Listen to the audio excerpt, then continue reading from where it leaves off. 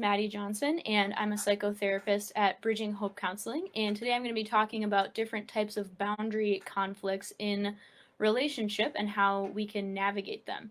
So, a lot of this information is coming from Dr. Henry Cloud and Dr. John Townsend, who wrote a book on boundaries that's pretty helpful. So, we'll kind of just do a big summary of how they lay out different types of boundary styles and boundary conflicts. So first thing to start off with is what is a boundary? And they talk about how a boundary is where I end and where you begin.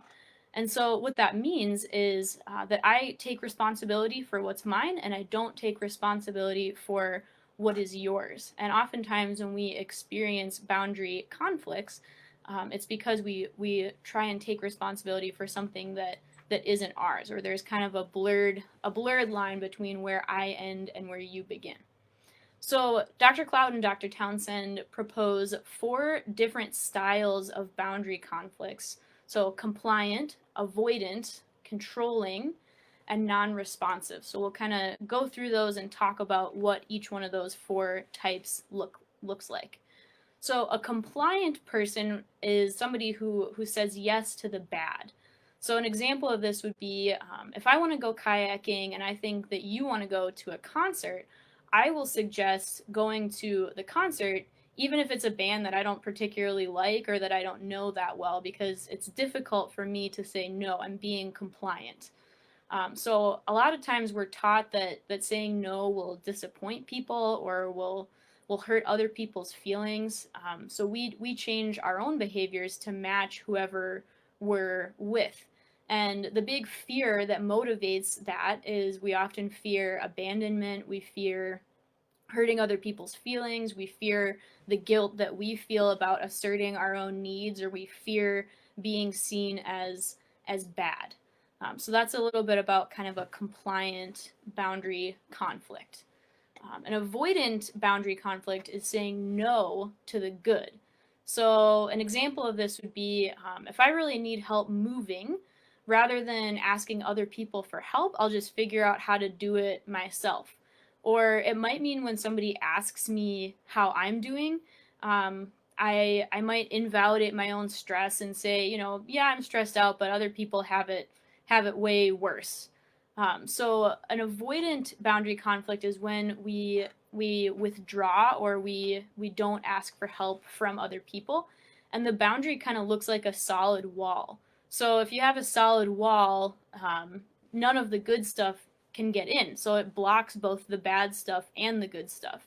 So with an avoidant person, the work is to kind of make the boundary more like a fence, or I'm a big coffee fan, so I like thinking of boundaries like a coffee filter. Like it keeps the grounds in the filter, but it lets the coffee come through.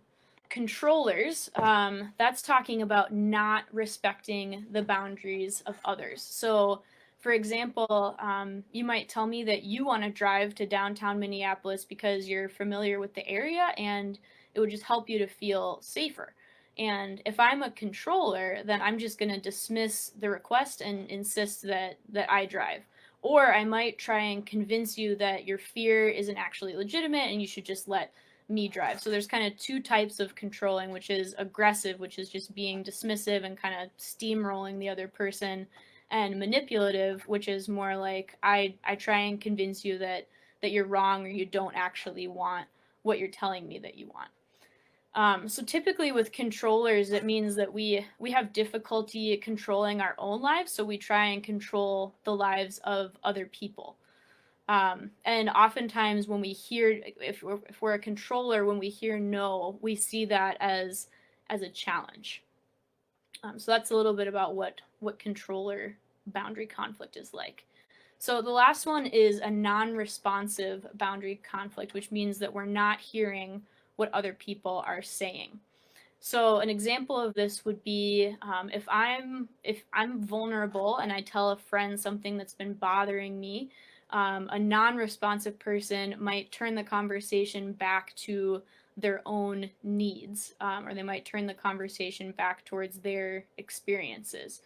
And typically non-responsive people can kind of be critical or judgmental of others, and they're either kind of wrapped up in their own needs or they're just unable to hear the needs of other people.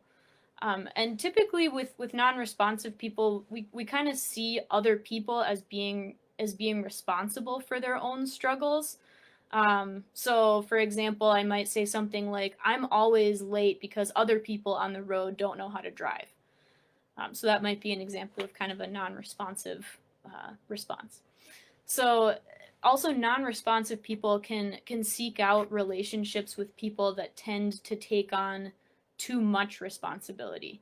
So again, especially if you have somebody that's maybe non-responsive, then they might seek out somebody who has more compliant boundary conflicts, because the compliant person maybe wants to or would be pressured to overfunction, whereas the non-responsive person might be pressured to kind of underfunction. So that's a little bit about the 4 styles of boundary conflicts that we can have. So the big question is, what do we do about it?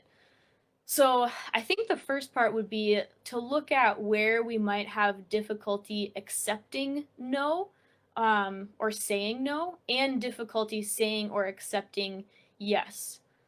So one phrase that I like is let your no be no and let your yes be yes. And oftentimes with these different styles of boundary conflicts, then we can say no, but kind of backtrack or not quite mean it, or we can get tripped up by feeling guilty or feeling ashamed.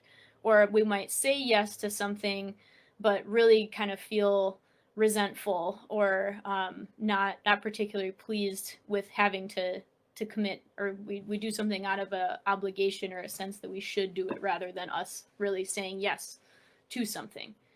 So that first part is looking at, where do I have difficulty saying or accepting no, and where do I have difficulty saying or accepting yes? And that might give you an idea about where on that spectrum of those 4 boundary conflict styles that you might fall into. And another thing I think is helpful is to examine what fear is telling you about setting boundaries. So for example, with a compliant person, we might fear setting boundaries because we're afraid of the other person's anger. Like if I say no to this other person, I bet they're gonna lash out, or I bet they're gonna be upset with me. And so fear is saying, don't set the boundary because you're going to harm the relationship, or you're gonna do damage in the relationship. One thing that I encourage myself to do, and I encourage other people to do, is to try things out like an experiment. So if I'm a person that that sets walls, I might be an avoidant person that kind of builds a wall of my boundaries, and so I let nothing in, not the good stuff or the bad stuff. I might try out being vulnerable with somebody, or I might try out asking somebody for help, even if it makes me really uncomfortable. But that way I can see if my prediction, what fear is telling me, is true or if it's not true. Because oftentimes we just assume, if I ask somebody for help, I'm going to be seen as needy, or I'm going to be seen as weak. But we don't give ourselves the opportunity to actually test it out like an experiment to see if that prediction is correct and see if it's true. So that would be my challenge, is to kind of examine where it's difficult to say no and yes and accept no and yes.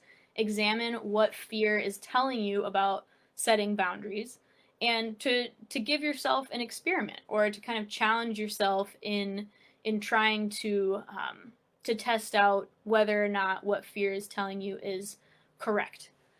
So that's a little bit about boundaries for now, and my hope is that you can kind of build up a repository of experiences where what fear is telling you isn't quite the case. All right, so thanks for today. Have a good day, and if you do your boundary challenge, good luck. I'm rooting for you.